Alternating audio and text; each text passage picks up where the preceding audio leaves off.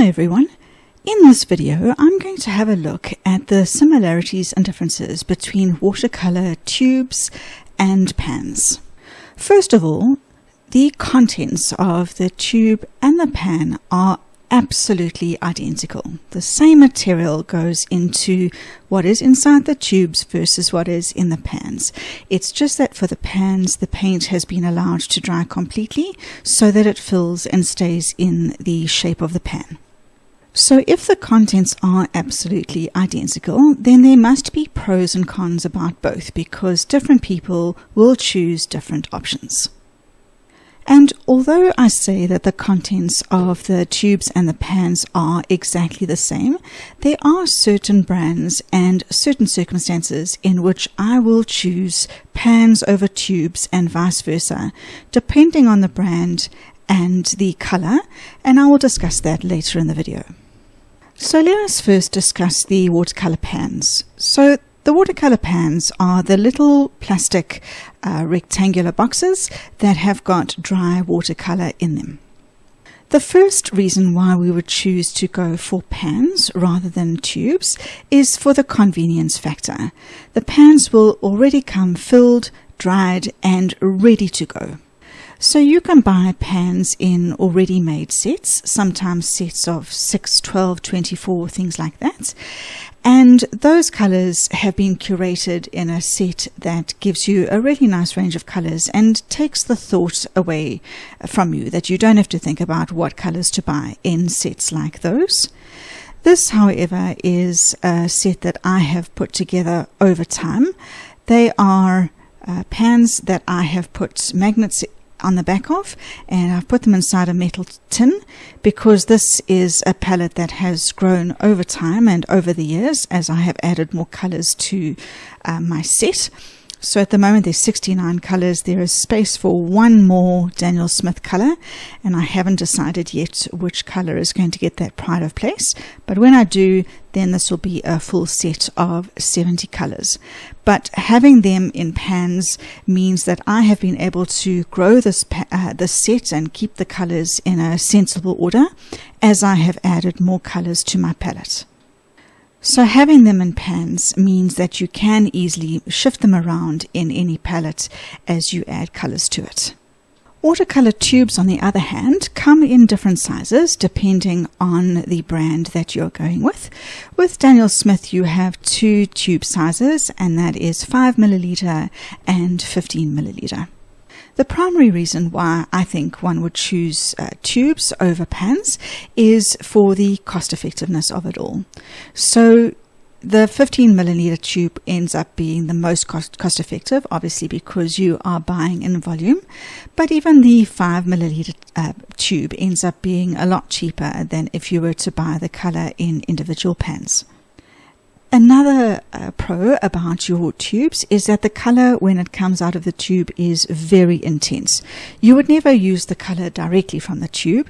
It's still watercolor after all, so you would put the color into your palette and still add water to it. But if you are looking for a very intense and very easily made dark color, then using it straight from the tube is going to be a very useful thing to do. Another pro about your tubes is that you can fill pans of any size as it suits you. So these are the two standard sizes that would fit in most tins of watercolors. These are what we would call half pans, and I'd say those are the most common. That is what is in my self-made palette that I showed you earlier. So half pans contain normally around 2.5 milliliters of paint, and a full pan, which is larger, contains 5 milliliters.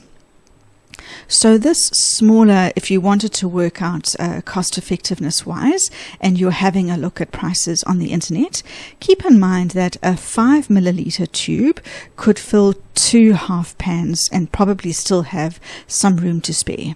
And the 15 mil, obviously way more than that, six half pans you would be able to fill with a 15 milliliter tube. So keep that in mind when you're working out cost. The nice thing with these full pans is that they can also be turned alongside and be fitted in your, if you've got those palettes where the they clip in. You can put it in long ways if this is a color that you use a lot, and it clips into those runners very easily alongside the half pans if you want to.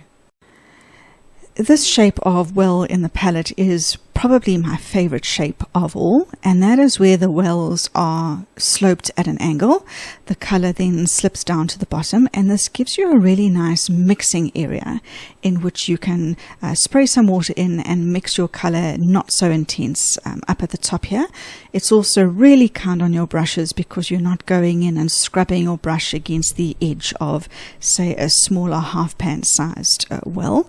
So I really like these. The only disadvantage is that they cannot be moved around. So you need to decide on your order of colors before you go in, because then you can't shift them around like you can the smaller rectangular palettes inside any palette.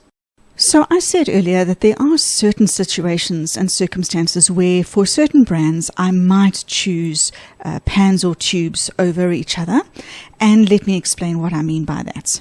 So the first thing I found is that with a cheaper brand like your Winsor and Newton Cotman, now obviously cheaper is a relative term because Cotman, although it is a student grade paint, it's still in the Winsor and Newton range and a lot more expensive than some of the ones that you might buy off the shelf in a grocery store, for example. But in the grand scheme of things, Winsor and Newton Cotman is a student grade paint, whereas they've got an artist grade range as well, which is then even more expensive than that. Cotman is what I started with, and I stand by them. They are fabulous student grade paints. If you're wanting to upgrade from something that you buy at a store to something slightly higher, then you can't go wrong with the Cotman.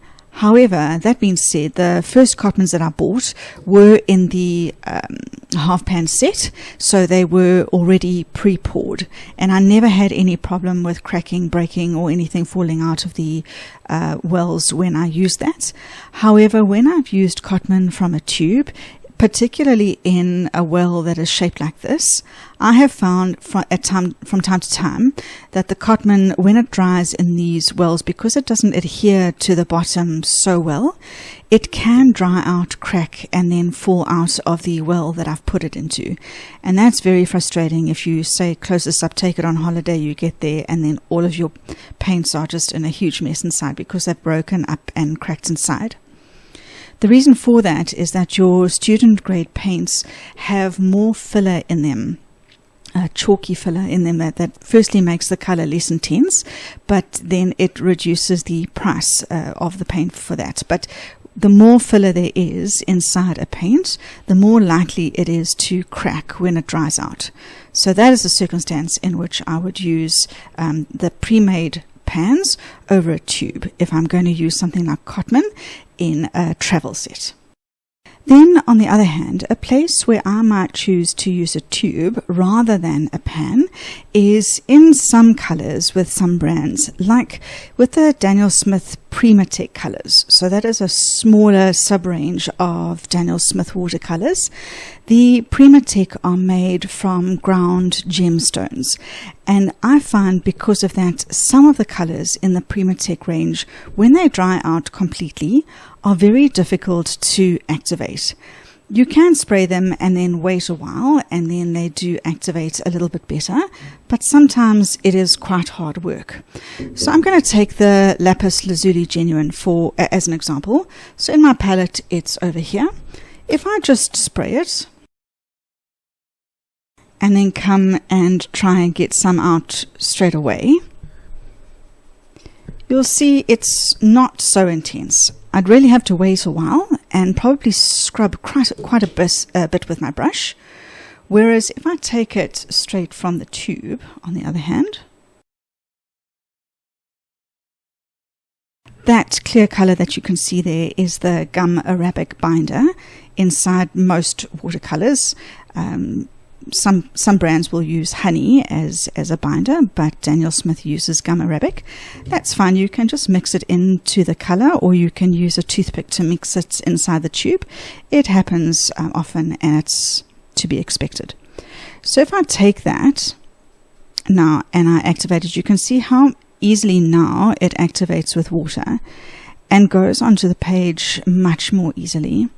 than if I was working directly from the tube. So there are some colors in which I would work from the tube just because it's more convenient. Then some tips with regards to filling up your watercolor pans if you do happen to buy them in tubes.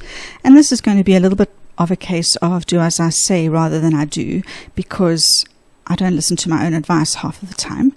And what I mean by that is when you are filling them yourself, when you allow them to dry, the paint does shrink. So if you have a look at one like this, which is Coral Reef, I got a little bit too excited when I bought it, and I almost filled it to the top the very first time that I put it in.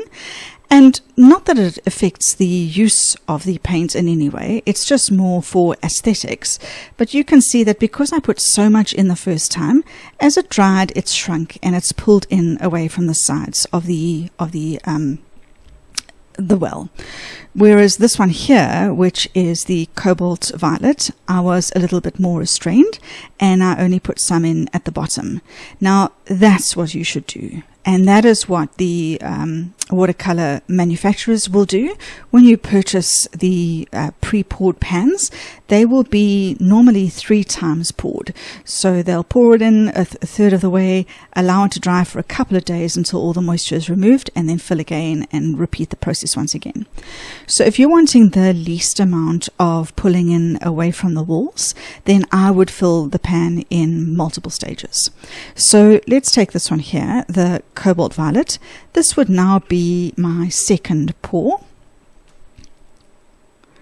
So I would aim to fill it up just about another 1/3. So I'll put some in.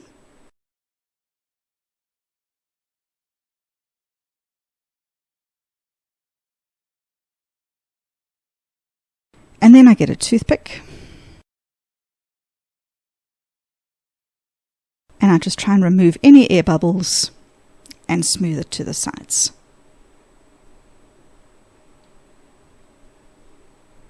So that would be my second pour now. And I would leave it for a couple of days before I come and top it up. When I'm leaving it to dry, I wouldn't close the palette entirely. I don't want mold to form, but I also don't want dog hairs inside. So I would close it with this latch here. It doesn't close all the way, so I'll just leave it that way. Or if you didn't have latches like that, then as you close it, you could just put a pencil or something inside so that the lid doesn't close all the way, just to stop dust and pet hair getting inside. This one I'm going to try and fix now. This is Coral Reef, and probably my biggest regret purchase ever. This was one of Daniel Smith's new colors for the year, and when I saw it on the website, it looked absolutely fabulous. But when I got it and I tested it, I actually haven't been able to paint a single thing with it because it just doesn't look very natural to me. So I would love to hear from you if you can think of any ideas of things I could paint using Coral Reef, or any fabulous mixes that maybe you've done with it. I'd love to hear from it, hear from you, because I would love to find some use for this. Anyway, I'm going to try and fix this well, just for aesthetic reasons. So I'm going to just put a bit more in. And then I'm just going to try and smooth some down the sides. And just see if I can fill in those gaps. So that's starting to look a bit better. Maybe I like it even a little bit more now, just because it doesn't look so ugly in the pan. Anyway, I look forward to your ideas as to what I could possibly paint with this. I thought I would just show you a tube squeezer quickly. I was inspired to fill up some of the other pans now that I had my colors open, so I have been doing that, and I've got to undersea green now. And if you have a look at my tube, it's nearly finished, and so for that I'm going to use a tube squeezer. So these you can get on any online shop, and they are very useful for getting that last bit of tomato paste out of the tube as well if you are cooking pasta. So I'm going to put it in at the edge here, and then I'm going to, you can take the lid off at any stage because it's nearly finished. So I'm starting at the edge, and then I'm just going to start rolling it, and you'll see that as I do, it crimps and pushes the paint out, and now you can see it starting to come out the top of the tube.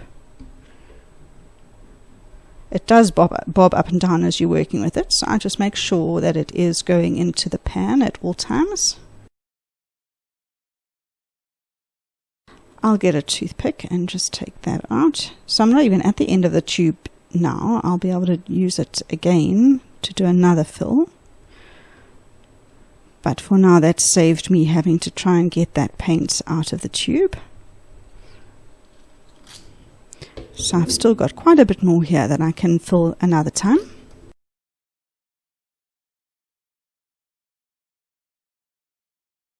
But if you do buy tubes, I would definitely suggest that you invest in a tube squeezer. You don't want to leave valuable paint behind inside the tube that you simply just can't squeeze out manually.